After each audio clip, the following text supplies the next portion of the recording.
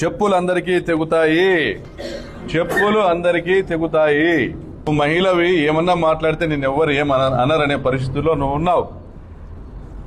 నీకు తెలుసు సునీతమ్మ, నీ మీద 2 ట్రాక్టర్ల చెప్పులు ఇసిరినారు తోపుదుర్తి గ్రామంలో మహిళలే. తోపుదుర్తి గ్రామంలో మహిళలే చెప్పులు ఇసిరితే నువ్వు తోపుదుర్తి గ్రామానికి వచ్చినప్పుడు 2000 మంది పోలీసులను బందోబస్తు తెచ్చుకున్నావు.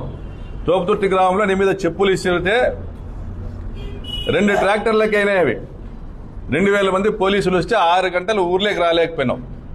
ప్రజలు తిరగబడితే ఎట్లుంటుందో నీకే బాగా తెలుసు. నాకు తెలిసి ఈ 164 మందిలోకి నీకే బాగా తెలుసు. మరి 50,000 మంది ఇళ్లను నువ్వు నిర్మాణం చేయకుండా ఆపినావే. 50,000 మంది వాళ్ళ కాళ్ళకున్న మెట్లు ఆ చెప్పులు తీసుకుని ఇసిరితే 1,00,000 చెప్పులు ఆ గుట్టలో నువ్వు కనపడతావా? ఆ 1,00,000 చెప్పులు ఆ తుఫాన్లో కొట్టకపోవా?